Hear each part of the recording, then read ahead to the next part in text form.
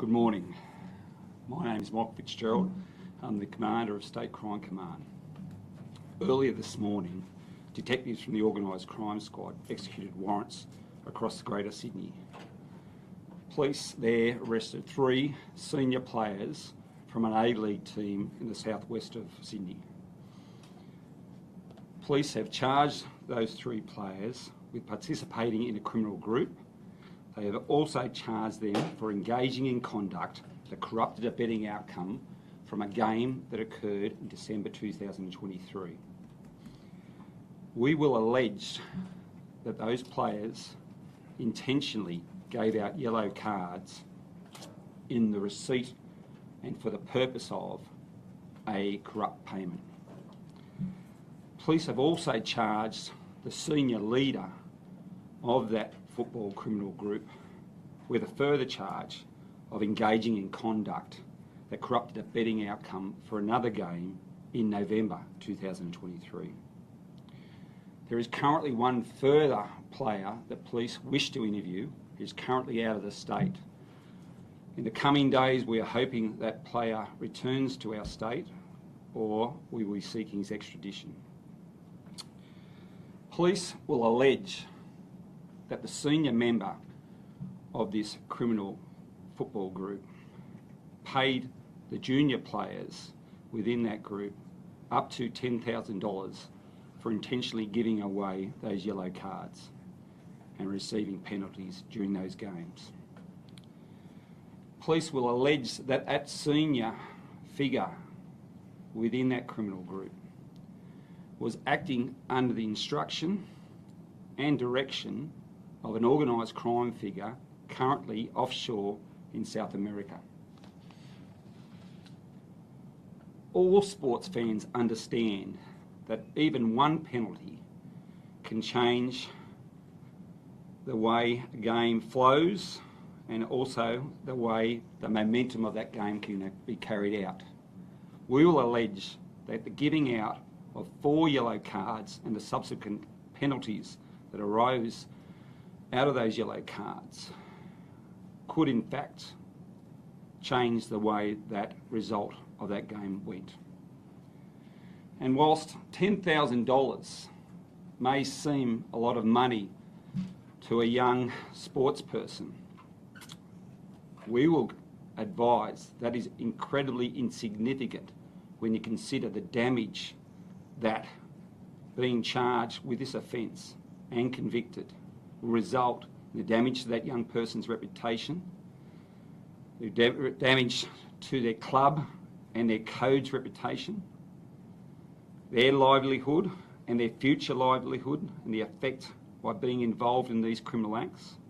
But more importantly, it affects the confidence and trust that their supporters have in these young sports people, that they will always play to the best of their ability. And we will allege that these incidents in November and December 2023, that these players betrayed the trust of their supporters and the code they supposedly love. I want to make it clear that the Organised Crime Squad is currently undertaking a number of investigations into corruption involving sports betting. These arrests should be a clear warning to young people and young sports people who are either engaging or considering becoming engaged in corruption within the sport, that the consequences that will arise out of them being identified in these criminal acts will potentially destroy their careers and their reputations for life. I wish to congratulate Detective Superintendent Foe and the Organised Crime Squad for the work they've undertaken. I'll now hand over to Detective Foe, who will have more details in regards to the arrests.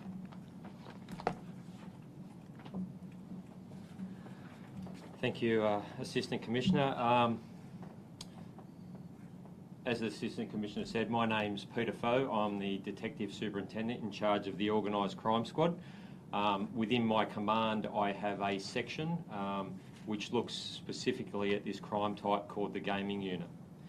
In December of last year, in consultation with the United Kingdom Gambling Commission and the Australian Criminal Intelligence Commission, we commenced Strikeforce Beacon View, which was an investigation into what we believe was a manipulation of events or incidents within A-League soccer games, and then the illegal gambling around those events or incidents that took place in specific games.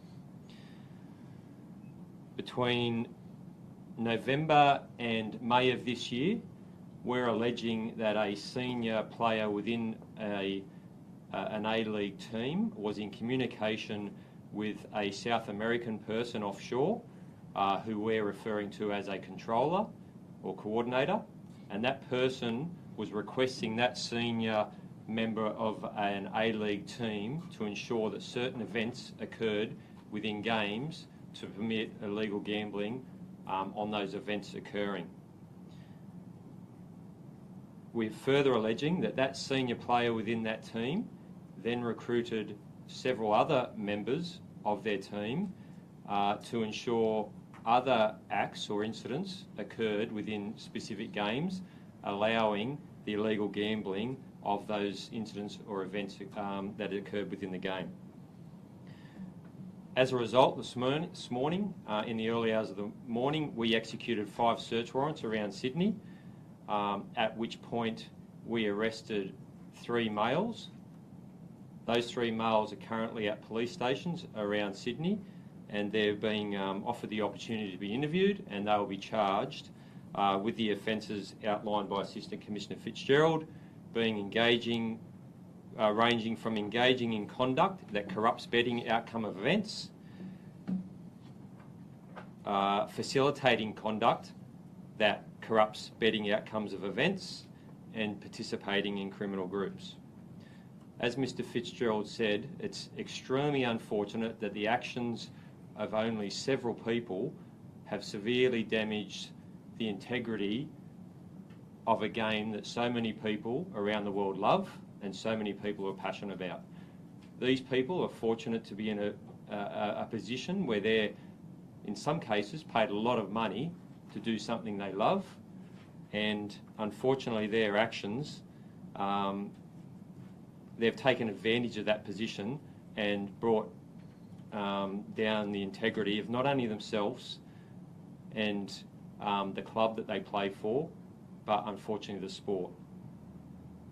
I just want to make it clear that there's no other evidence or indication at this time that any other club within the A-League is involved. However, we're continuing our investigation at this time in relation to these people that we have in custody at the moment. Thank you. Questions?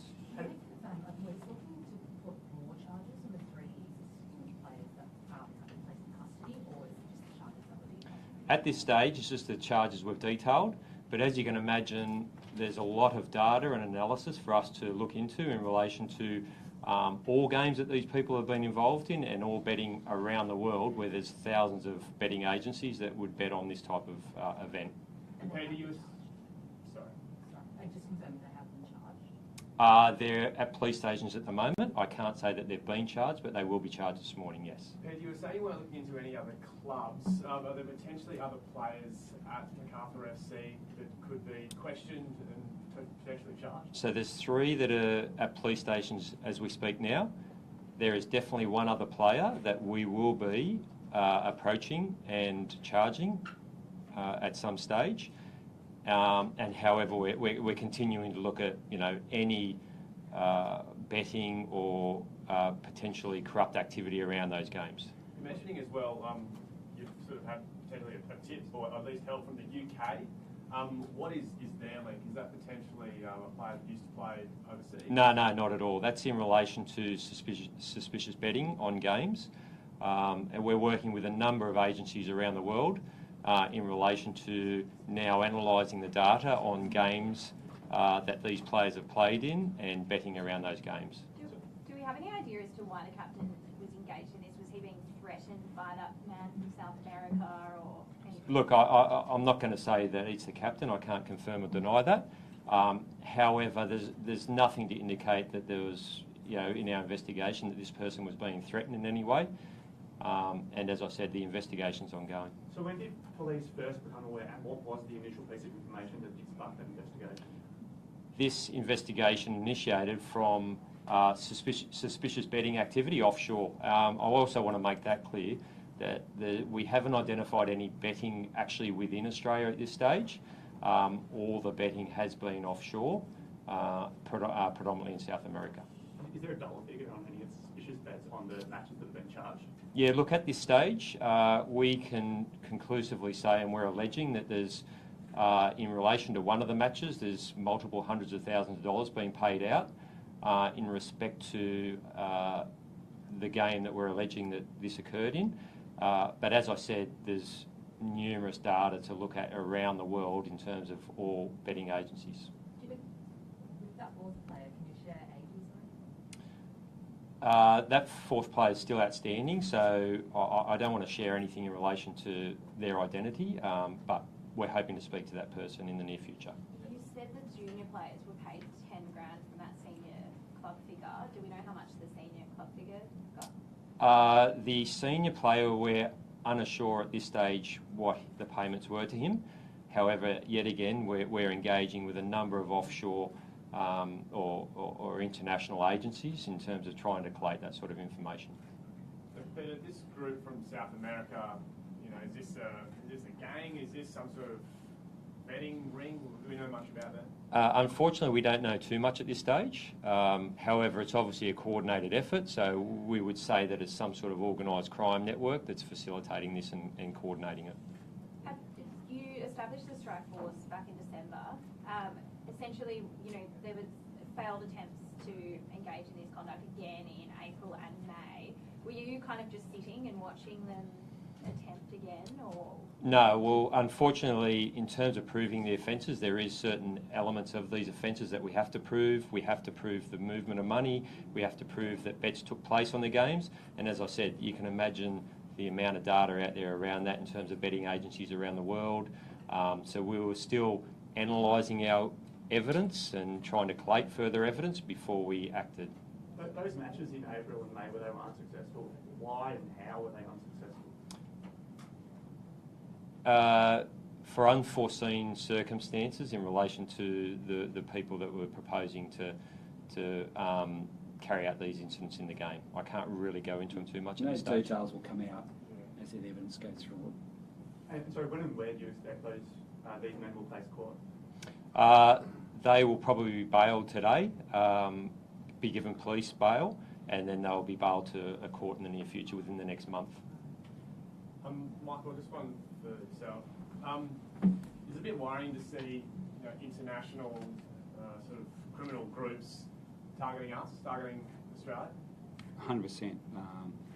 Any influence from whether they're crime figures within New South Wales or overseas, them influencing young sports people to engage in conduct that you would like to think is abhorrent, to their own code of ethics. But we would like to state that there is no evidence that there is other players involved from other clubs. We took action today because we were concerned that the principals involved in this matter would have left our shores in the coming days and weeks, and that's what brought us to take the action as quickly as we wished.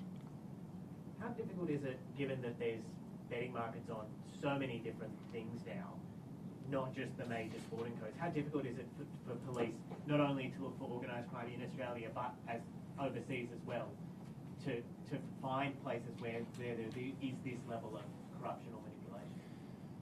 Whilst I agree there's a high level of temptation that criminals will try and request young players to engage in criminal activities, we are confident that the vast majority of young people engaged in sport are not undertaking criminal work for organised crime figures. And I suppose just on that, obviously we've identified it in this instance, and what it's shown is the importance of having specialised police who actually do investigate this crime type. We have a number of detectives and analysts, and this is exactly what they do all day, every day. They're extremely good at what they do. They have extremely good network of agencies and people that they work with around the world, such as the United Kingdom Gambling Commission, and we rely heavily on those networks and those relationships. We're going to go a step further now. We've engaged the New South Wales Crime Commission in relation to looking at the finances of these people. I think it's important to understand that this isn't a matter of luck by the New South Wales Police stumbling onto it.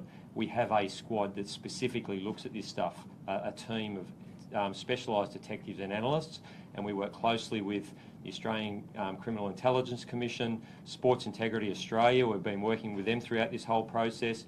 We're now working with the governing bodies of football in Australia, and they're very accommodating. So it's the network of people and agencies working together that we're confident we do identify this type of activity.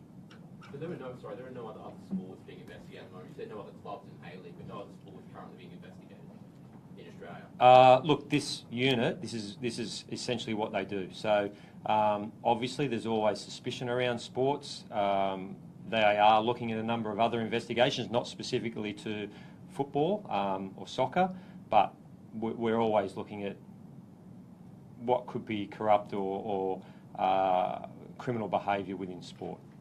And that's why the warning I gave to these young players, that there is a professional body of police who are investigating these type of offences.